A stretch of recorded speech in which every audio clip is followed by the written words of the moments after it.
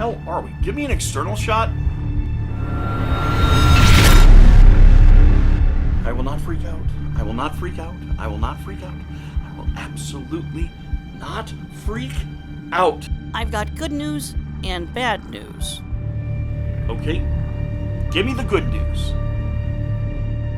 Good news is, Commander, I do not see Saturn, boss. All right. What's the bad news? The bad is, this is a ring planet, but it is not Saturn.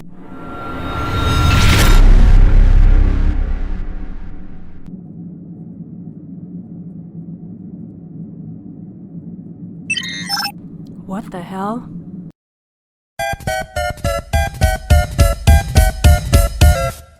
Get upset on the internet. Your assault's a double. Cambot Jr., how's the experiment coming? Looking good, Commander. And the vital signs? Excellent, boss. And the smell has been reduced by 100%. And the extra stuff? Oh, the horrible eyes and teeth, Commander? All eliminated. Okay, that's something. And how about Margot? She's coming back online shortly. Hi, everybody. Welcome to Retro Station 1989. I'm Commander Dan, commander and lone inhabitant of the Retro Station. And this is License to Play. Gee, you might notice, actually, there's a little bit of a down energy here. We're in a bit of a pickle. Cambot, show them the exterior shot, please. So, see that shot? That's not Earth. That's not even friggin' Saturn. Oh my god. Cambot. Yes, boss. It's not Earth. It's not Saturn. Leaving us kind of, what's the word I'm looking for here, Cambot Jr.? Boned, Commander? Boned. Exactly right. Look, this is License to Play, where we review licensed titles for retro game systems based on movies, TV shows, comic book characters, food mascots, cereal mascots, talking about fast food. And if it was licensed and they made a game about it, we play it.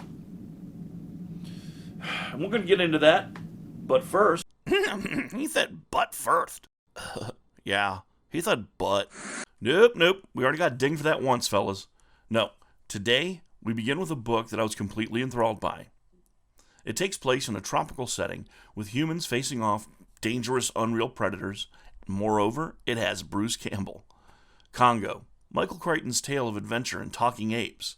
For all his late-in-life dipshittery on environmental issues and refusing to acknowledge climate change, Michael Crichton was incredible at being a bit of a futurist.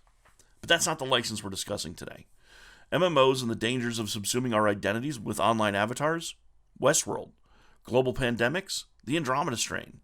UFOs being acknowledged by the government? Sphere. Genetic capability in restoring extinct creatures? Corporations taking an unhealthy interest in weaponizing science? And also that science going out of control? Well, he talked about that too. All of this before 1999. That's right, we're actually talking about the one and only Jurassic Park. Michael Crichton, author. Dude was all about discussing cutting edge and beyond that edge technology into futurism, and presenting the dangers as well as the wonders of future science. His books were paeans to the power of human ingenuity and tinged more often than not with horror at what science could wreak on all of us. Like Elon Musk without getting high all the time or electric cars. Warning. The following segment contains politics. Because people throw huge sensitive nipple sessions over politics and gaming, I wanted to warn them in their areolae that we're going to point out the point of view of a very politically bent author, and we may not agree with them. So, please, get your Jergens, lube up your tender nipple buds, and prepare to have the most rigorous sensitive nip sesh your chest pods have ever had. Because politics and video games is coming in 3, 2, 1. Michael Crichton is a Harvard graduate. His first published work was a critique of Slaughterhouse-5 by Kurt Vonnegut, which he wrote for conservative publication The New Republic. Published by elitist goons who would hire Harvard grads to tear down radical thought and pop culture. Even the retrospective on Crichton's review of Vonnegut's work denigrates sci-fi as a genre, describing it as inept. So, Michael Crichton's career of science fiction? Well, in the opinion of the New Republic, because he was part of a conservative anti-environmentalist movement and part of the conservative elite, before conservative meant something else. Well, his version of science fiction was based on something good towards them, because his work trotted out the party lines of the wealthy class dominating the conservative movement. Andromeda Strain. The government fails to contain a virus, but private industry intervenes and wins the day. AKA, the government is unable to do anything right. Airframe. Airline crashes aren't the manufacturer's fault, but a series of mishandled maintenance tasks and a failure of government oversight to catch problems. Government oversight causes problems, it doesn't prevent them. Not all of his work carry these underpinnings, of course, but look, without remarking on this, I'm not giving you, viewer, the whole picture of the guy. With all that said about his political views, remember, the dude went to psychics, gurus, spiritual leaders because he was very intelligent and didn't fit in. He was a complicated dude. A dude who created one of my favorite franchises of all time, Jurassic Park. Okay, Cambot Jr., experiment status. Boss, it's awake. Hi, everybody. It is alive. And so is Margot. Friggin' sweet. Commander, alert. We have a serious problem. Oh, you got that right. Man, Margot, am I glad to hear from you. Query. Why is that thing... Alive? Precisely. Well, the fact is, Splat in his original form was, frankly, disgusting and terrifying and off-putting. Gross as hell. Monstrous, even. But now he's, Cute. hell no! I was gonna say acceptable. Jesus. Now, look, we got a problem, no? I mean, something other than this little meatball? Actually, I was based on a rectal polyp. Enough! Please, thank you. Margot? This will take some time to explain, Commander. In private. Fine. You watch this, and we'll be right back. Jurassic Park. The 1990 book, written by our buddy Michael Crichton, was a bestseller, and is Crichton's most popular and best-known novel. The book started as a screenplay he wrote during the years after The Terminal Man, and since he loved working in film, he thought the screenplay, about a scientist who brings a dinosaur to life through cloning, would be entertaining. But then, he thought the idea through, and as a futurist and a storyteller, he expanded it to a novel. Folks, as a writer, the thought of an idea persisting from screenplay to novel to screenplay again is really close to me. It hits me close to home really, really hard. And despite my disagreement with most of his political views, that kind of thing gives me hope for humanity.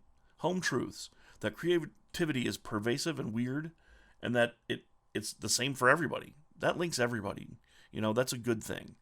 And we can also blend why people say things and why people do things into their creativity. Maybe we can start learning about each other a little bit better. Well, anyway, the book was a runaway hit. And here's why its author's futurism and intellectual and classist elitism met with Hollywood.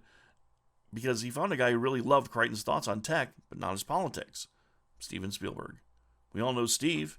He made Jaws, which is the second game I ever reviewed. Check it out if you get a chance. If you'd have been subscribed, you'd already known about that review. Steven Spielberg was part of the New Hollywood, a very unconservative movement that included guys like Francis Ford Coppola, Martin Scorsese, Ralph Bakshi, and a little unknown indie director. You may not know him, he's pretty underground. You know, you may not never heard of him. A guy named George Star Trek. Please give to this web zone if you want to know about more about George Star Trek and the Star Trek movies about George Lucas. Thank you. Anyway, in the 90s, George Lucas's ILM and Spielberg and Stan Winston and the budding Pixar labs were looking for something to show off their skills with. To show off what they've been working on since basically Return of the Jedi, and since Hook was a good fan favorite movie, the critics crapped on it, but it featured mostly optical and analog effects. Steven Spielberg wanted to work on something that had more visual style and flair. George Lucas's business model was licensing tech and inventing things Hollywood could not live without, and creating reasons for him to use them was also his stock in trade. Take the first Star Wars flick. Color keying was known in television, like for weathermen and shit, but optical keying and steady motion film was hardly ever used. They thought it looked hokey or just bad. Then, Dijkstraflex was created in-house at ILM. 3D vector animation for computers was pioneered by ILM, then the graphics group, for use in film, and is featured in the third act of A New Hope as they showed off the plans for the Death Star. While it's been used on the small screen, and outside of labs wasn't really known, they pushed for it. They pushed the edge of tech, but they were these liberal guys. They were these really like wide open, non-conservative dudes. Oh, and then we get Dijksterflex, computer animation, Go Motion. That was basically how they animated the AT-ATs in Empire, and the any of the miniature work was done with Go Motion, which was translated into the computer by Pixar, another group that George invented. So they knew how to get the dinosaurs in Jurassic Park animated and how the cameras could capture creatures from real life that no longer exist. The movie didn't use THX sound because theaters wouldn't pay to have THX installed to replace their already very expensive DTS machines or their Dolby sound systems. Thanks, by the way, to Joe from GameSack for that info. Which brings me finally to the movie. A perfect storm. Also effects by ILM, if you want to know the truth, of directors, engineers, and writers came together to bring a movie that's just as entertaining today as it was the Friday afternoon I used my senior skip day to watch.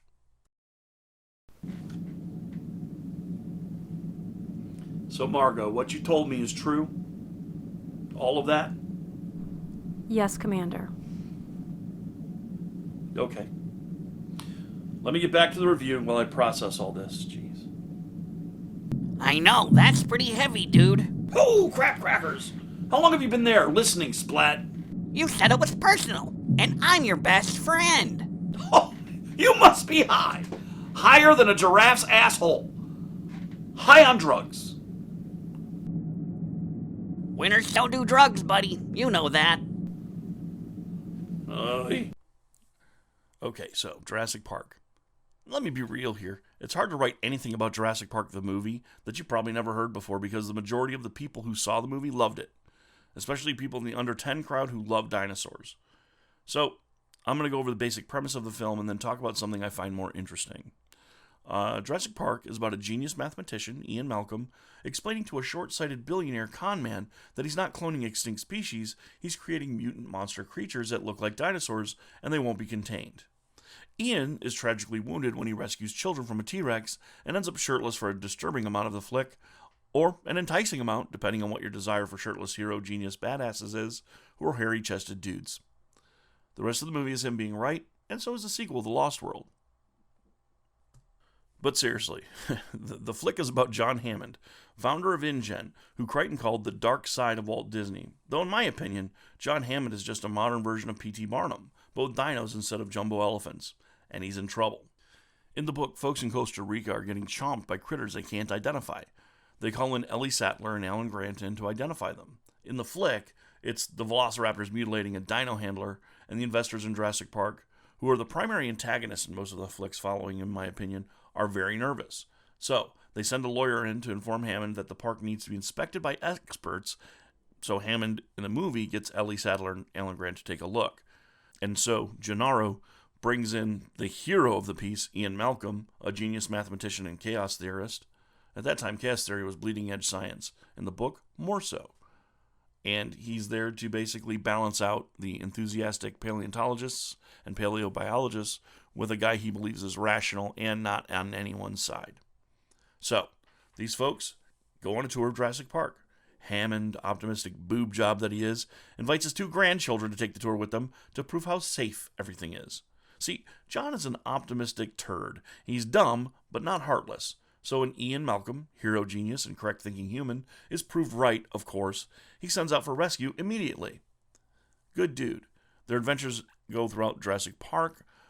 Basically, everyone who's in the top billing survives in both of the kids. And in the book, that's not exactly what happens. The hero of the story dies. Yep, Ian Malcolm is killed. But in the movie, it works, and the movie was a blockbuster. The story is the adventure of everyone, Ellie, Dr. Grant, Ian and the kids, and everyone experiencing Jurassic Park Unleashed. And you want to talk popular? It was nominated for a Grammy, a Bram Stoker Award, and won 3 Oscars for sound effects, sound, and visual effects. The MTV Goon Squad shunned the Velociraptors for Best Villain, and the Oscar thing clearly seemed to piss Steven Spielberg off because he wasn't nominated for Best Director or Best Picture. The flick made $1 billion in the time that was a lot of money for a movie to make. So, Steven went on to make 2 of the greatest films of all time, Schindler's List and Saving Private Ryan, and showed those snobby pricks at MTV what making movies is all about. And probably put it in the face of the Oscar bastards as well. Anyway, the film's license was insane. Take a look at some of the things Jurassic Park lent its name to during its run in theaters. T-shirts, I own 3 different ones. Posters, toys, toothbrushes, vibrators, bop bags, Power Wheels. God damn, this thing had everything. Including video games. So, faithful viewers, it has come to my attention as commander of the Retro Station and its lone inhabitant that I have been misled, lied to. In fact, what you see here is not the Retro Station. It's something else, isn't it? It's right. Nod your head, because it's right.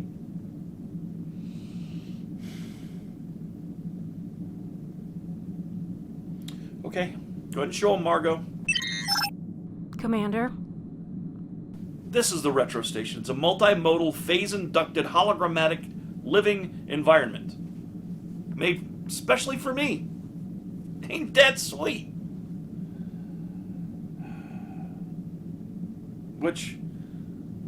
What is that again, Margot? it's a hologram. Meant to make you feel at home, Commander. Yeah. But this version's not the real version either, is it, Margot? No. No, Commander. It is per your specifications. It is the interior of the fictional craft, the Millennium Falcon. You're damn right. But, alright, just to clarify, I can make the interior of the Retro Station whatever I want, right? It can be anything. Anything at all. Yes, Commander. With some limitations. I'm sorry for the deception. The overlords, your sponsors, they felt you would be more comfortable in a man cave. Well, that's over as of now. And our position in space, where are we? I'm working on that, Commander. I'll have more information in a matter of minutes. Well done. Perfect. You know, this is actually pretty great. Margot, Commander, please change the interior to my earlier request. Thank you. aye, Commander. Excellent. Today, we're going to talk about one of my favorite movies of all time. And my top 5, definitely, maybe top of my top 10. Today, we're going to be talking about games specifically based on, well, Jurassic Park. And I've got a bunch of them. Check them out. Ugh. We're going to talk about all these, all right? Check them out. So, let's begin. Welcome to the Jurassic Park review. I like doing that. Alright, we're going to review the license to play for 4 of the games released around the movie's release for the SNES, NES, and Genesis. However, first let's talk about one of the games that gets little coverage when talking about Jurassic Park video games. Jurassic Park on the Sega Master System. The game was released in the UK and Brazil, where the Master System was going strong until the early 2000s, and is basically a one-to-one port of the Game Gear version.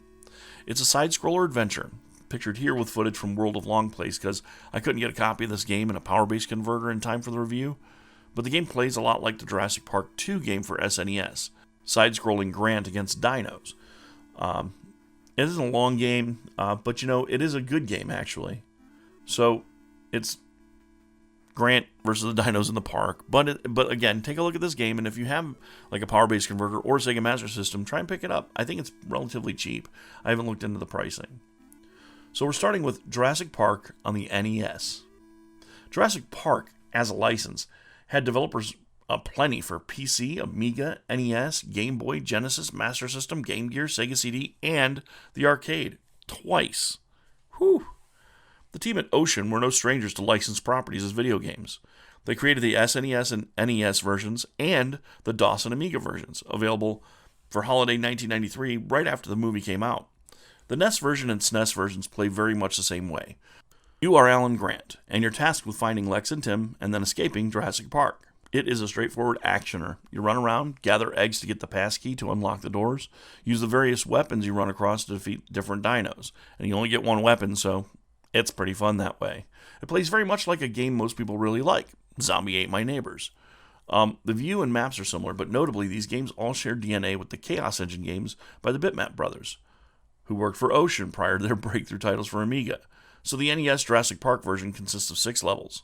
The Triceratops Stampede, the T-Rex Confrontation, Restore Computer Power, the Raptor Nests, and Radio the Mainland.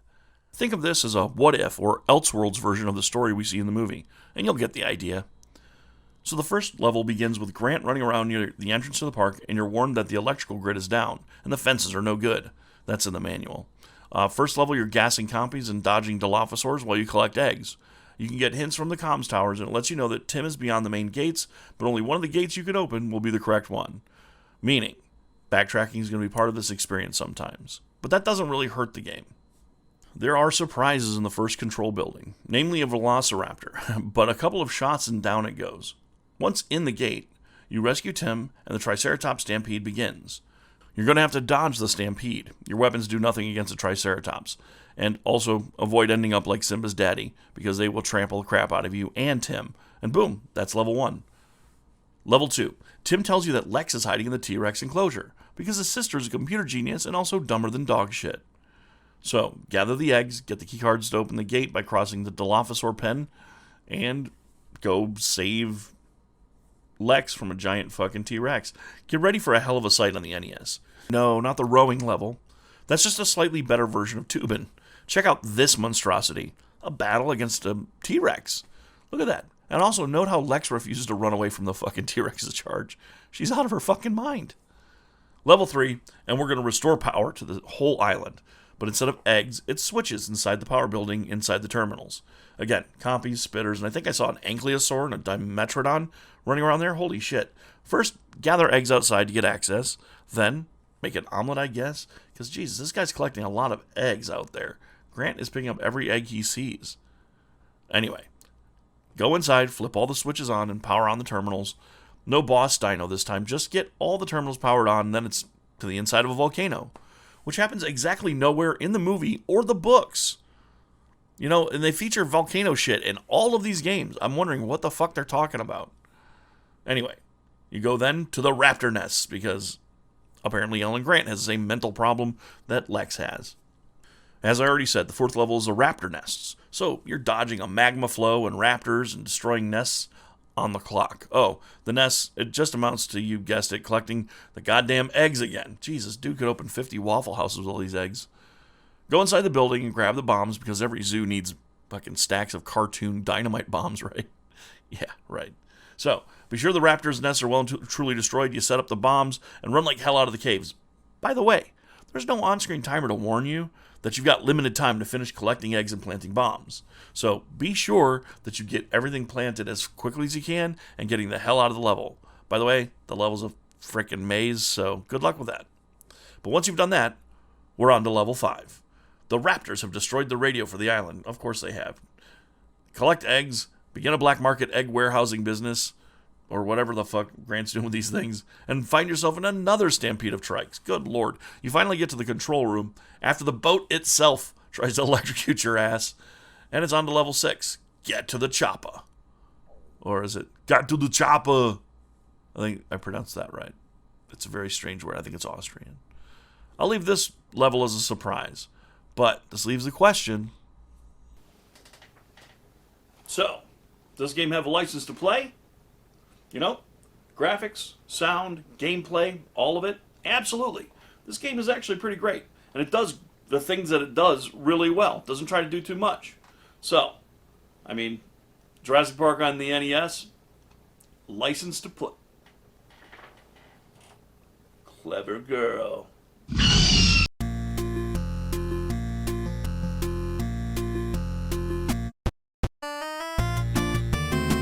Welcome to Jurassic Park.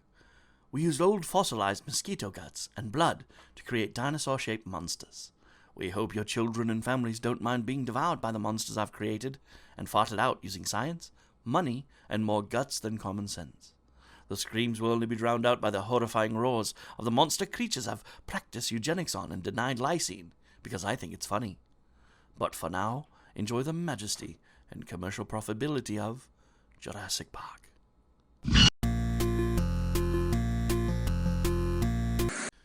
The SNES version of Jurassic Park is the very model of a Mode 7 modern meddling wonder. Your job is to find eggs. Oh, god damn it. Then gain entry to the buildings and move through Jurassic Park. But this time, there are no hints from the comms towers. You're getting hints from everyone in the movie as you find their cards on the ground, I guess, because they just fly up in your face. Look at this. Oh, over there, somebody put a toilet and you need to use it. Oh, watch out for that. And also, don't forget to collect all the eggs. This game is definitely from the same stock as the NES version, but it's kind of different. And let me tell you, every review or playthrough of this game, people talk about the 3D sections in it, but they never mention the most odd part, that the game is SNES mouse compatible. You're playing Alan Grant again, but basically, honestly, you're really playing as Muldoon, because you murk like everything in your path. I know you have bolos and gas grenades, but you've also got like this, well, the taser, which looks like it's murdering everything, and an explosive that just blows everyone up and they just pass out. So it's like, yeah, it's insane. The game itself is one massive map that you travel across, but there's 6 tasks that correspond to the NES version. First, activate the motion sensors. 2, secure the visitor center. 3, stop the escaping raptors who have somehow gotten onto a ship and are controlling its galley and crew and are able to use the radio and they're hijacking it. It's ridiculous. These raptors are treated as like actual terrorists on this one. So you destroy their nests, radio for help, and then get to the chopper. Once more, get to the chopper. Do it, Velociraptor. Kill me. What are you waiting for? Anyway, we don't have much to go into here as far as the game, because it's a souped up and more complex, and dare I say, lesser version of the NES game. The graphics convinced me my Retron 5 was broken because of how squished Grant looks here. Then I'll use my SNES to play it again, and it's like, oh no, that's just the way this game looks. This game definitely has flash and sizzle. The 3D levels, the Mode 7, but no steak. The gameplay is so repetitive and linear, and while a big open world seems enticing, or at least, wow, what an innovative concept for an SNES game, the gameplay makes everything seem dull. And at the halfway point, there's no Triceratops stampedes or anything. I mean, there's a stampede of smaller dinosaurs, but it's like, considering, the NES game does a T-Rex and Triceratops, and it's just, it just seems more fun overall. It's like, and it's shocking too, because considering the Lion King game manages that water buffalo stampede very well on the same exact hardware. And another thing, no saving method, no passwords. Beat the game or beat it, kid. Come back when you got some hair on your jennies. It's like, you need to grow up and learn how to play this game in an hour. It takes about an hour to beat it, and there's nothing to the ending, dude. You see the ending at the very beginning of the game, so there you have it. The ending is literally that stupid Jurassic Park Mode 7 logo. It's like they didn't know how to use the Mode 7 stuff on SNES. They just added it to add it. So it's a huge disappointment. So, the question remains. So, Jurassic Park, Super Nintendo, doesn't have a license to play. I'm a Nintendo guy. I love Nintendo, but sadly, no. Game's too difficult to get into. About halfway through, 30 minutes into this game, it takes about an hour to complete it. It's all one map, so that's great, but man, 30 minutes into this one, you'll wish you never started playing it. Plus, you get all these interrupting messages. It's not for me. So, Jurassic Park on Super Nintendo.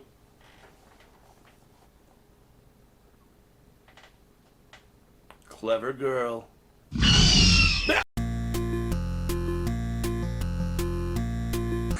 Okay, it's 1993. And in 1993, we were in the midst of what folks called the console wars. 8-bit versus 16-bit. Genesis versus NES, then SNES versus Genesis versus TurboGrafx, and meanwhile, Microsoft and Sony are waiting to see how everything is going to play out. It was a heady time, where game companies and developers fought for an audience, and the competition meant that they were putting everything into each game they put out. Yeah, there were vile pieces of trash out there, and I've got a couple of them on my list to review, but the first-party stuff, they weren't just farting out titles to fart out a title. They were firing volleys in a war for the hearts and minds of the kids and teens of America and the UK. Sega's Jurassic Park video game was developed in step with the movie. Sega, in the console wars, did so much to try and innovate, they were the belle of the licensing ball. If you had a movie that was high-tech, you wanted the Genesis version to represent the movie, especially if it had action and if it was appealing to teens, young male teens especially. So, at the time, the Genesis was a known entity in gaming. Not only that, Steven Spielberg and Dykstra and ILM knew that Michael Jackson made a game with them, Moonwalker. So it seems like, Universal and Steven Spielberg threw their support behind the Jurassic Park game on Genesis more than the Ocean version, giving them puppets to scan, and Sega threw cash at Blue Sky like it was crazy because they wanted them to make every game for them. They made a ton of great Sega titles. And what came out was Jurassic Park. Sort of. The game is broken into 2 actual full-length games, one where you play as Alan Grant, and one as the Raptor. Folks, this particular battle between Sega and Nintendo should have been no contest. Jurassic Park is the place where SNES just got its ass handed to them. This battle should have been considered no contest. Now, we'll talk about the game's ups and downs, but if we're putting up Jurassic Park against Jurassic Park Genesis versus SNES, Genesis definitely does what Nintendo don't. And it pains my heart to say it. Let's start with the media campaign. Nintendo seemingly let Ocean's press team come up with what looks like someone asset flipped a piece of the movie's press kit and just added some screenshots and Nintendo logos. This ad leans so hard on the license itself, you could tell where Ocean was coming from. That's how Ocean basically handled everything. Their history of buying licenses and leaning on the license with a competent but not super innovative game structure shows in the ads and in the differences between the SNES and the 3D slapped-on SNES version. They weren't in the innovation business. They were in the licensed gaming business, and the license was what's going to propel these games further than any kind of innovation or massive gameplay design issues that they would make up in the game. I think this is partially why the Bitmap brothers left them. Now, here's a Sega ad. A 2-page monster poster. It folds out. The screenshots are definitely bull shots, using smoothing and photo manipulation a little bit, but the game does look a lot like the poster's glamour shots of the game in action. On the cover of the EGM that it's being reviewed in, you'll notice Mortal Kombat. The era of live scans of folks starring in games was in full swing, and let me tell you, Jurassic Park did that actually really well too. But viewers, here's the rub. That DPA shit at the bottom, dynamic play adjustment, is bullshit in the Alan Grant mode. It's almost bullshit in the Velociraptor mode. But let's talk about the game as Alan Grant. You begin shortly after one of the top moments of the movie, the T-Rex attack. The game does pretty well in redoing that moment, except it uses a Jeep instead of one of the visitor vehicles. Anyway, that's not a big deal, but I'm a huge fan of the movie, so nits I shall pick. Alan Grant is now needing to escape Jurassic Park after the T-Rex attack. So, again, another Elseworlds tale, but this time Alan is more like Alan in Part 3. Screw these people, screw them kids, screw this place, I'm the fuck out. Peace, out, I'm out. Nope, I'm out. But what about our kid? No. No, lady from Bad Boys and not Bad Boys 2. No. But what about our kid? I'm telling you, Shoveler, no. Your kid is dead. Or if he's not dead, he will soon be dead. He is Dino Snacks. So will we. Wait, look. See that dude from Fisher King? He just got et by a damn dinosaur. Look at that guy in the... Oh, yeah. You guys are incompetent assholes. I'm out. We're out. Let's go. We're out. And so he leaves. And that's this game. Top to bottom. The whole game is get the hell out of Jurassic Park. But the cool thing is the timer for each level is a raptor that's chasing you, which shows a little bit of ingenuity on the designer's part, because the movie has primed you. Anyone playing this game as Alan Grant the human knows that when you hear that screech of the raptors are going to be the alpha enemy of the game, and they are dangerous. I mean, they're just graphics on the screen, and it's not really true, but you do get that little feeling of, oh no, the raptors. Graphics and sound for the Genesis on this game are above the basic level. Perhaps the next level? Sorry. Dad jokes are my bread and butter pickles, baby. But seriously, Sega spent the money on the Genesis version, and it impacted another title that I'll be going into later, but I'll save that for another review. And they delivered a great-looking, side-scrolling action title. The title is designed by Doug Ten-Napel. Yeah, that guy. He's another problematic weirdo these days politically, what with all his hate speech and everything. But the guy created Earthworm Jim. But you can actually see there's a lot of the old Earthworm in a spacesuit's DNA in Jurassic Park. The leaps of faith, the sliding down, jumping up to slide down off of platforms. I'm sure what cripples this game's action has a lot to do with the war between Sega of Japan and Sega of America at the time. That story is outlined in the book Console Wars, and there's a documentary about it. Check it out. But basically, the final say over software was Japan. And they're trying to get Tim Kalinske out of the driver's seat in the U.S. because his success was a little bit insulting.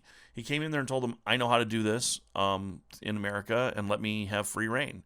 They did, but did so, angrily. And then when he was successful, they were expecting him to fail.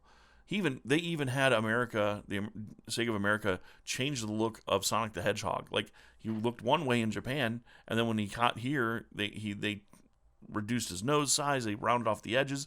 They did a lot of stuff to de-anime Sonic, and that was, it was a grudge.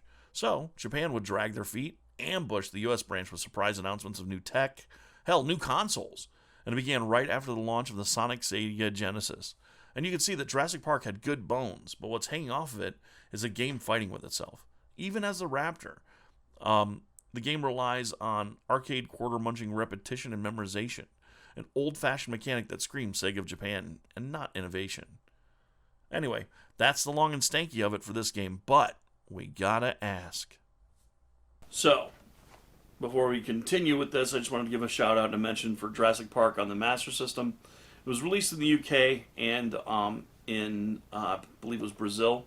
It's a great game for the Game Gear as well, so if you have it in America, you probably played it on Game Gear. Not a bad little side-scroller. It has a license to play, definitely, but what we're talking about is this guy. Jurassic Park on the Sega Genesis. Look, unfair enemy placement. Difficulty in both modes. Leaps of faith. I mean, the music and the sound, mwah, chef kiss, amazing. But, game itself, nah. No license to play for you. It's been revoked, son. And plus, compared to the things that we're going to be playing later on, absolutely no way. And it... Clever girl?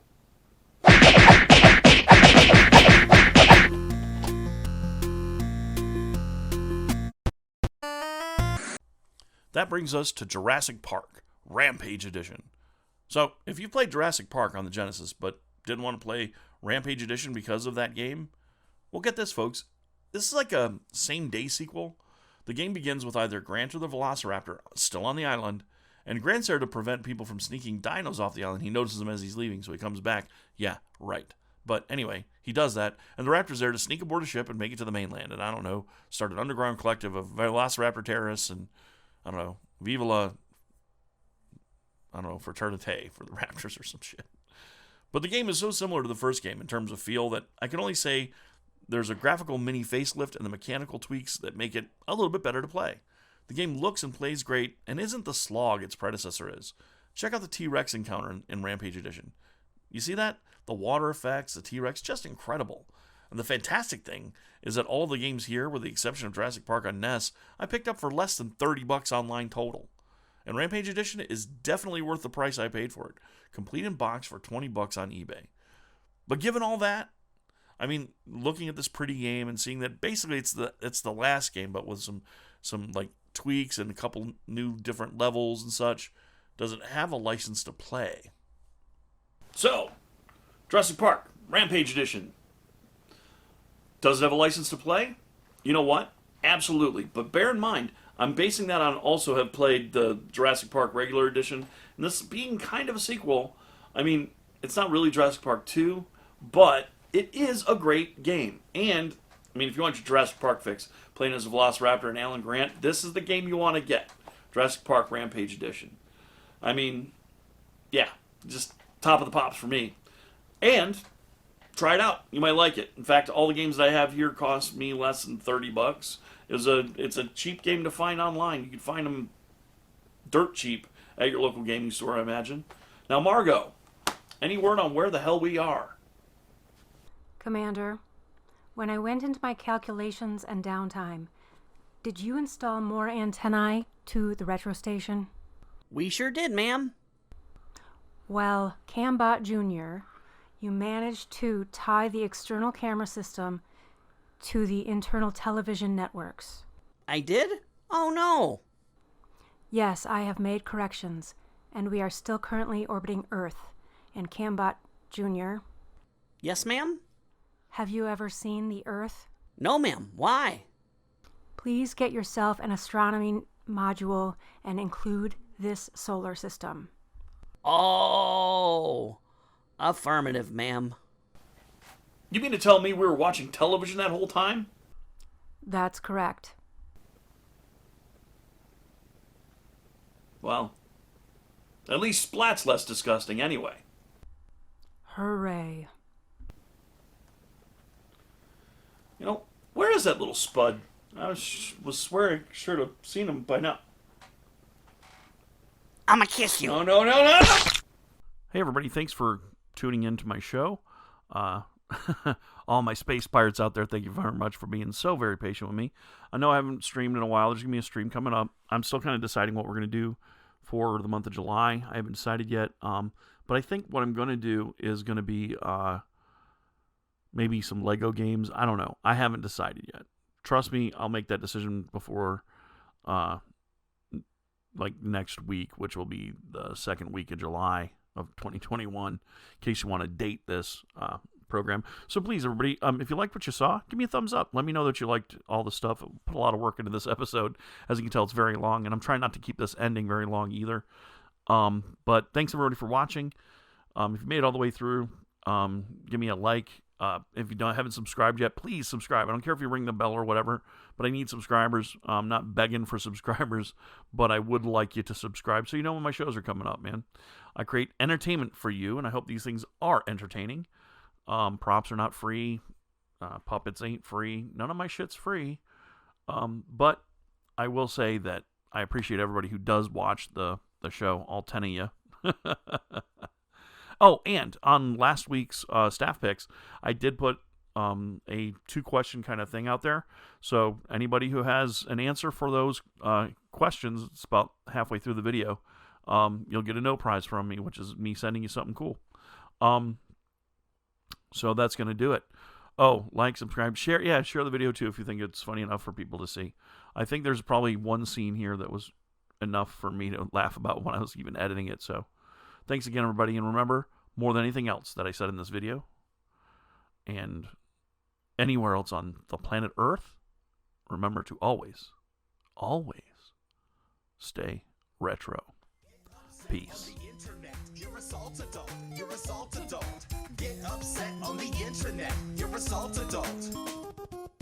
Throwing out a hissy fit, your views ain't in the millions, and every up and comer is a threat to what you're dealing. And instead of getting better, you just spout up on your Facebook, crying on your Twitter bit about how bad your case look. In case you didn't get it yet, allow me to rephrase it. Your grandma than my 4-year-old, I'm actually amazed. Like you couldn't even see the forest for the trees. The writing's on the wall, literally there to see.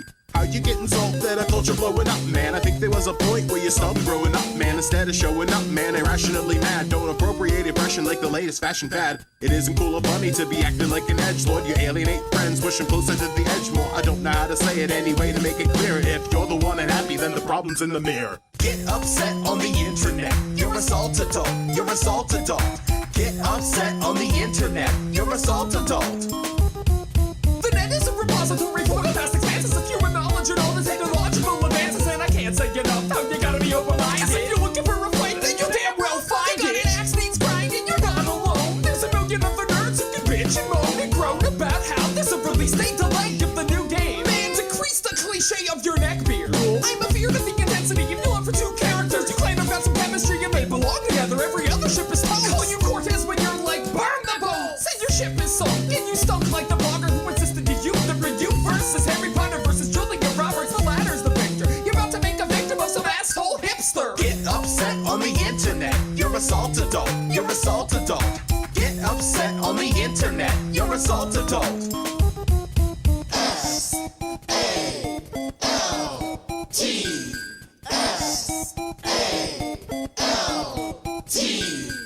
You look stupid, a real ass. When they heard your rant, the people laugh. But please stop, for abort. You're whining like you wanna win some award. S-A-L-T. You're assault adult. You're assault adult. You're assault adult. You're assault adult. You're assault adult. You're assault adult. You're assault adult. You're assault adult. You're assault adult.